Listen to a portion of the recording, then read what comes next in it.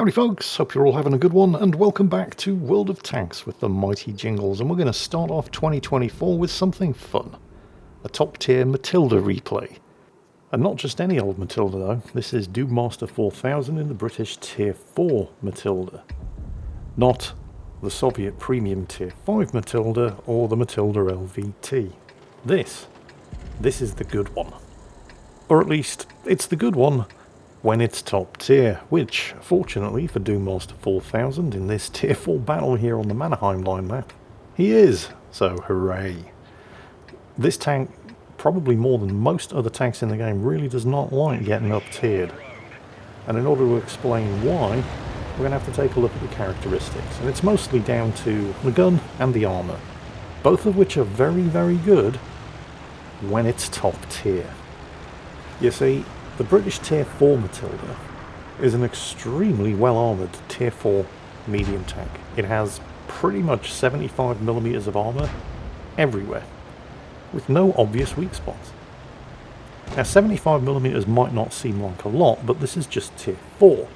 It's the reason why this thing is great at Tier 4 and the premium Lend-Lease version of the Matilda at Tier 5 and the Russian tech tree is not. Well, there are other reasons, mostly due to the gun, but we'll come on to those in a moment as, Master's first teammate throws himself to his death in the ravine down here. Don't worry, he won't be the last. But that's 75mm of all-round armour, which is nothing special at all if you've got Tier 5 or 6 tanks shooting at you, is pretty damn impressive if your highest tier opposition is Tier 4, which in this battle it is. Now the gun. There are a number of different guns available for this tank. The quick-firing 3-inch howitzer used to be a lot of fun before the high explosive nerf, and, well, now it isn't. But the 2-pounder gun, yes, the tiny little 40mm gun, is by far the best choice, because it comes with the historical Little John adapter, which was kind of a bore squeezer to increase shell velocity and therefore penetration, which means this thing gets 78mm of penetration, even though each shell only does 50 average damage.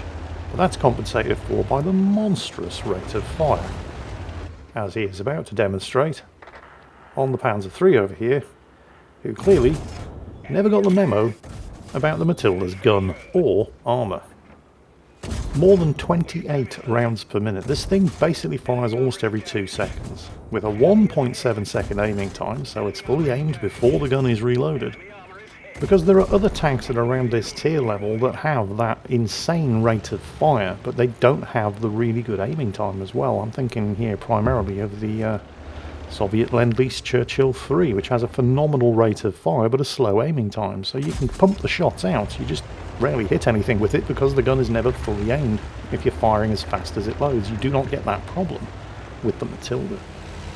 The problem that you do get, of course, is your teammates all dying and worryingly thrown themselves to their death in more or less the same place that the Stug 3 did earlier. He's just lost a T6 medium in exactly the same position. Oh well, never mind.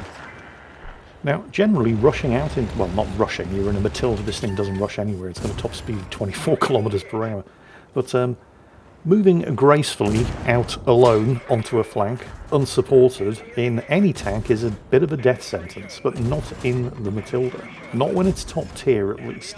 Because this tank, as Master 4000 is demonstrating, is entirely capable of holding down a flank all on its own. Oh, there's that Valentine. You know, I feel kind of sorry for the Valentine, because the Valentine's a tough little Tier 4 light tank.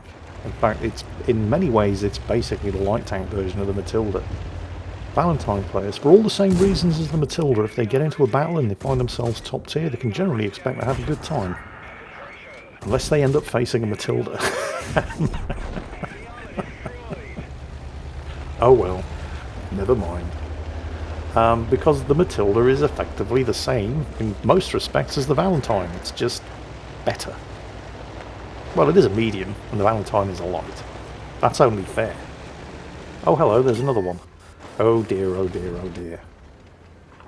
What is up with all of these guys who didn't get the memo? Look at this. Look at the accuracy. He's just pumping shots. I mean, don't get me wrong, the Valentine's a tough little Tier 4 light tank. But this 2-pounder gun, with the Little John adapter on the barrel is just, he's pumping shots right through his gun mantlets. The Valentine attempted to go hull down. Experience in the tank in other tier 4 battles probably taught him to do exactly that, but it doesn't make any difference against the Matilda. The gun, of course, is another reason why the tier 5 premium Lend-Lease Soviet Matilda sucks.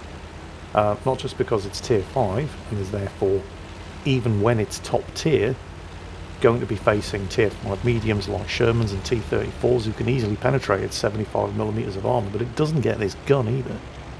Instead it gets one of the Russian 76mm guns, the sort of low velocity 76mm guns that first equipped the early models of the T-34, and while that wasn't a bad gun, it's not even exactly the same model of gun that the T-34 had. It's got 86mm of penetration, which is better than the Matilda. It does 110 average damage, which is more than twice what the Matilda does.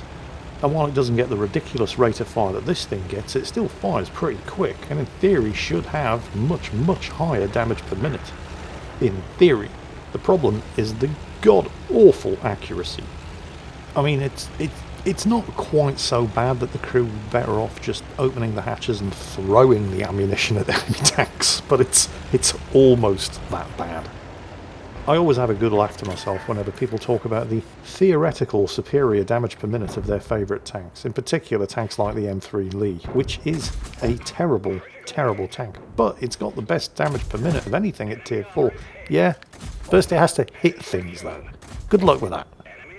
Which is kind of ironic because in reality the M3 Lee wasn't that bad.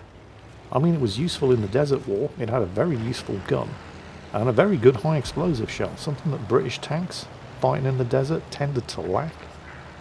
And it did well in India too, and Burma, but here in World of Tanks it's just bloody awful. Come on, focus up Jingles, we're talking about the Matilda. The tank is not without its weaknesses. I mean, it is very much at the mercy of the matchmaker. If it gets into a tier 5 or 6 game, you can pretty much forget it. The other big weakness, of course, is the mobility, because it is really, really slow. It's not unusual in this thing to find yourself out alone on one flank with nothing happening, all the action taking place on the other side of the map, and you basically just miss the battle. That didn't happen here. Dewmaster was able to trundle along leisurely at a nice sedate 24 kilometers per hour, smashing everything that he came across and actually made it into the enemy cap circle. The only downside to this game, and he hasn't even had to use any premium ammo by the way, because with 78mm of penetration at tier 4, who needs it? But the only downside to this battle is that he is not going to get his 7th kill, because while the Panzer 3J over there was desperately trying to reset the cap, he just couldn't get through his armour. So amazingly, he did actually take some damage. I'm not quite sure who it was or when it happened, but he's not on full health. I didn't even see that happen. I suspect he probably didn't notice either. Looking at the amount of damage he took, it was probably one of the Valentines doing like 50 damage here or there. And looking at the amount of health that the Panzer 3J over there has left, it would have taken Dewmaster another 4 shots, so maybe 8 seconds to finish him off, but there just wasn't enough time left in the battle. So he's just going to have to settle for 6 kills, Top Gun, and probably Steel Wall. Unfortunately, I can't verify that because the World of Tanks Replays website is down for maintenance at the moment, so I can't actually see the post-battle results screen, but I suspect it was probably pretty good. So that's our first World of Tanks video of 2024. I thought we'd start things off with a little bit of fun. Dewmaster 4000 here in the Matilda. Hope you all enjoyed it, and as always, take care, and I'll catch you next time.